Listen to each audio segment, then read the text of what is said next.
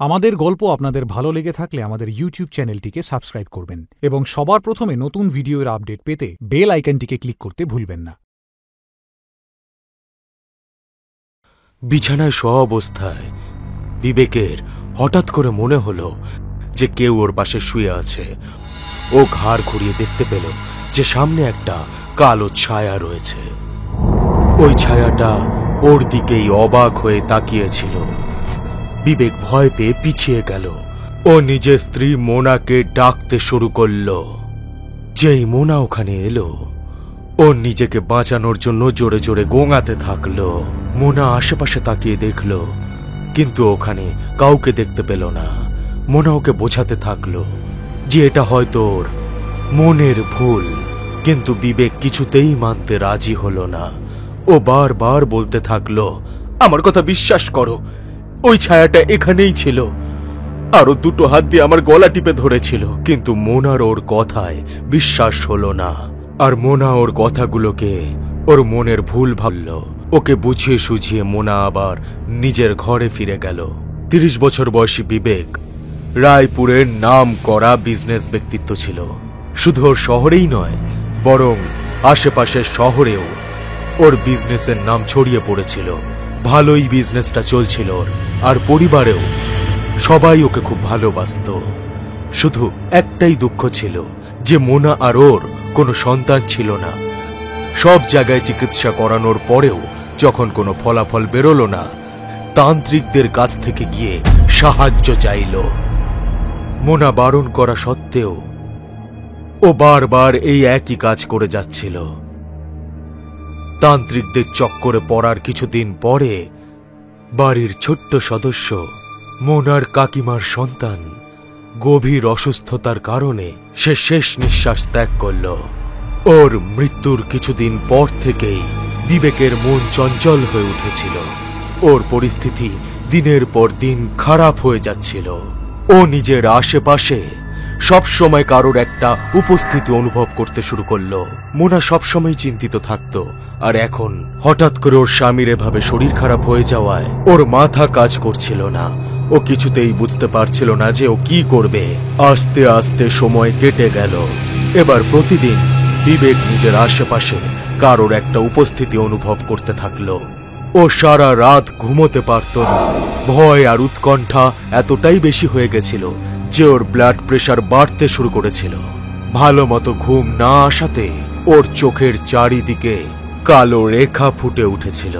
খাওয়া দাওয়াতেও ওর কোনো রুচি ছিল না, আর সেই কারণেই ও ভীষণ দুর্বল হয়ে পড়েছিল। এখন তো ওকে ওঠা বসা করার জন্যেও মোনার সাহায্য নিতে হয়। মোনা বুঝতে পারছিল না যে এবার ও কি করবে। সব ধরনের চিকিৎসা করেই দেখে নিয়েছিল, কিন্তু কোনো ফলাফল পায়নি। বাড়ির লোকরা ভাবতে শুরু করেছিল যে নিশ্চয়ই কোনো অসুস্থতা নয়, বরং ওর যেহেতু কোনো সন্তান ছিল না, আর তার উপর একের পর এক মৃত্যু সংবাদে ওর এই অবস্থা হয়েছে। আর তাছাড়া বাড়িতে কোনো বাচ্চা নেই, সেই জন্যই হয়তো বিবেক এতটা চিন্তিত রয়েছে। তাহলে বরং ওকে এমন কোনো জায়গায় নিয়ে গেলে কেমন হয় যেখানে গেলে ওর মন ভালো হয়ে যাবে। বাড়ির লোকজনের কথা মতো মোনা ওকে সাথে করে নিয়ে হিল স্টেশনে চলে গেল। বিবেক মোনার সাথে গেল তো ঠিক কথা, কিন্তু প্লেনে করে যাওয়ার দরুন ওর মনে হচ্ছিল যেন একটা ছায়া ওর সাথেই যাচ্ছে। ও কিছুক্ষণ পাশের সিটে বসেছিল ঠিক কথাই, কিন্তু তারপর ছায়াটা বিবেকের কাঁধে উঠে বসল। পুরো ফ্লাইটে ছায়াটা বিবেকের কাঁধে উঠেই বসেছিল। এতক্ষণ ধরে একটা ছায়া ওর কাঁধে বসেছিল বলে ওর কাঁধে হঠাৎ করে ব্যথা শুরু হয়ে গেল।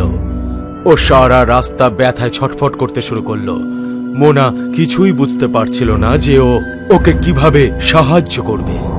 যে করে হোক ওকে নিয়ে মোনা হোটেলে গিয়ে উঠল, আর হোটেলের দরজাতেও ও সেই ছায়াটাকে দেখতে পেল। মোনা বিবেকের কাঁধে মালিশ করতে শুরু করলো যাতে ওর কাঁধের ব্যথাটা একটু কমে যায়, কিন্তু এখনো ওর এটাই মনে হচ্ছিল যে ওর কাঁধের উপরে কেউ একটা বসে আছে যেন। মোনা ঠাকুরের নাম জপ করতে শুরু করলো। এটা শুনে বিবেকের কাঁধের ব্যথা একটু কম হয়ে গেল। আস্তে আস্তে বিবেকের ক্লান্তি দূর হয়ে গেল, আরও ঘুমিয়ে পড়ল। বিবেককে এভাবে ঘুমোতে দেখে মোনার বেশ ভালো লাগছিল। ও নিজের জন্য কফি অর্ডার করলো আর রুমের জানলার বাইরে বসে কফি খেতে খেতে রিল্যাক্স করছিল। তখনই ওর দৃষ্টি পার্কে বসে থাকা একটা মেয়ের উপরে গেল। ভালো করে দেখার পর ও ভীষণ খুশি হলো, কারণ সেই মেয়েটা অন্য কেউ নয়, বরং ওর ছোটবেলার বান্ধবী মিতা ছিল। এতদিন পর নিজের বান্ধবীর সাথে দেখা করার আনন্দে ও আত্মহারা হয়ে গেল। ও একবার বিবেকের দিকে তাকিয়ে দেখল ও এখনো ঘুমোচ্ছে।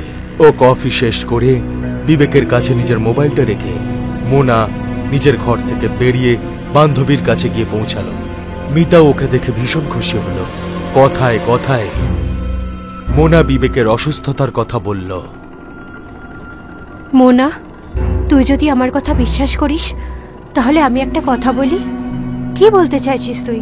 বল না, কি বলবি বল।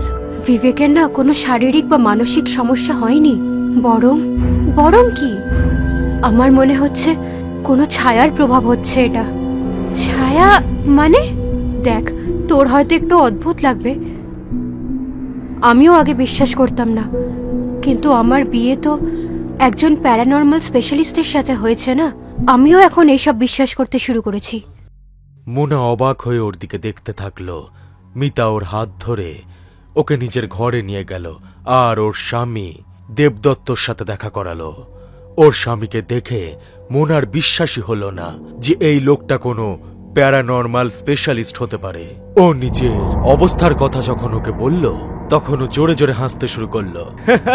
তোমার কি মনে হলো ভূতেদেরকে যারা তাড়ায় তারা কি কালো রঙের কাপড় পরে তান্ত্রিকের বেশ ধরে বসে থাকে, যার গলায় মুন্ডমালা থাকবে? আজকালকার দিনে যখন সবকিছুই পাল্টে গেছে, তখন আমরাও আজকালকার মতো নিজেদেরকে একটু আপগ্রেড করে নিয়েছি, বুঝলে তো? দেবদত্তর কথা শুনে মোনা আর মিতা দুজনেই হাসতে শুরু করলো। মোনা যখন দেবদত্তকে নিজের সব সমস্যার কথা বলল, তখন দেবদত্ত বলল, মোনা, তোমার কথা শুনে আমার মনে হচ্ছে যে তোমার স্বামীর বাইরের হাওয়া লেগেছে। এর কোনো উপায়? সেটা তো ওনার সাথে দেখা করেই জানতে পারবো। মোনা, মিতা আর দেবদত্ত একসাথে মোনার স্বামীর ঘরে গিয়ে পৌঁছল।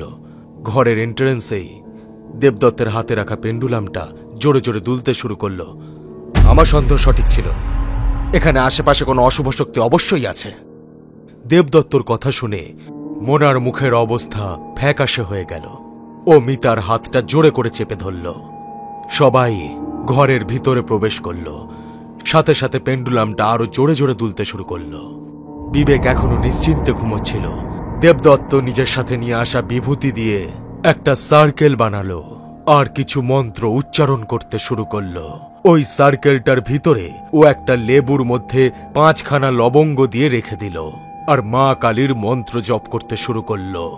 একের পর এক দেবদত্তর মন্ত্রের জপ যত এগোতে থাকল, বিবেকের ঘুমের মধ্যে ততটাই অস্বস্তি হতে শুরু করল। ওর পুরো শরীর কুঁকড়ে যাচ্ছিল। ও জোরে চিৎকার করে উঠে পড়ল, মোনা, কোথায় আছো? Please help me, Mona! বিবেকের চিৎকার শুনে মোনা দ্রুত বেগে ওর দিকে এগিয়ে যেতে থাকলো, কিন্তু মিতা ওর হাতটা টেনে ধরল আর ইশারা করে ওখানেই চুপচাপ দাঁড়িয়ে থাকতে বলল। অন্যদিকে দেবদত্ত অন্য কিছু জব শুরু করতেই যাচ্ছিল। ঠিক সেই মুহূর্তেই সারা ঘরের লাইট দপ করতে শুরু করলো। মোনা ভীষণই ভয় পেয়ে গেল। আসলে এর আগে ও এরকম পরিস্থিতি না তো আগে কখনো শুনেছিল আর না তো নিজের চোখে দেখেছিল। বন্ধ করো এসব, আমার ভীষণ কষ্ট হচ্ছে। দেবদত্ত, এসব বন্ধ করে দাও, বিবেকের কষ্ট হচ্ছে। কিন্তু দেবদত্ত মোনার কথা শুনল না। তখনই ঘরের ভিতর একটা বড় ছায়ার উদ্ভব হলো। কোনো বড় একটা পশু এসে উপস্থিত হয়েছে, আর এটা তার ছায়া বোধ হয়। দেখতে দেখতেই কিছুক্ষণের মধ্যেই সেই ছায়াটা একটা ছোট্ট 8 বছরের বাচ্চায় রূপান্তরিত হয়ে গেল। প্লিজ, তুমি যে কেউ হও, চলে যাও, বিবেকের খুব কষ্ট হচ্ছে।